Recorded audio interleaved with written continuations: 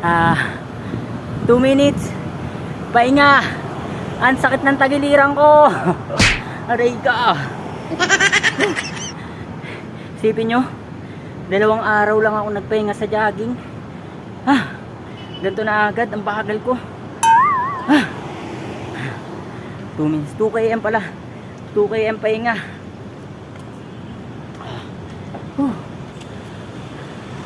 Wala agad sa kondisyon. 2 araw na rest day lang. At ng tagiliran ko. Bullshit. Bullshit guys.